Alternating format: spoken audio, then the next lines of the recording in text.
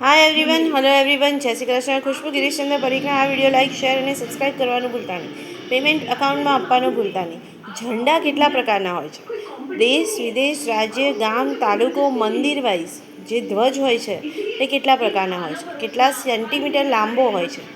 કેમ રાખવામાં આવ્યો હોય છે? અને તેની મહિમા શું હોય છે? ક્યારે ક્યારે બાંધી શકાય, ક્યારે ક્યારે લટકાવી શકાય અને ક્યારે ક્યારે પ્રગતિ ઉન્નતિ માટે વાપરી શકાય? ઓફિસમાં કેટલા પૈસા મળતા હોય છે અને નાગરિકોને કેટલા મળતા હોય છે, ગવર્મેન્ટને કેટલા મળતા હોય છે અને પ્રાઇવેટમાં કેટલા મળતા હોય છે?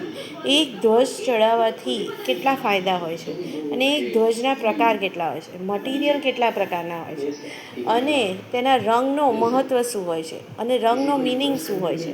તેની અંદર જે આકાર હોય તેનો મિનિંગ શું હોય છે? પેમેન્ટ ખુશ્બુ ગિરીશચંદ્ર પરીખના એકાઉન્ટમાં આપવાનું ભૂલતા નહીં.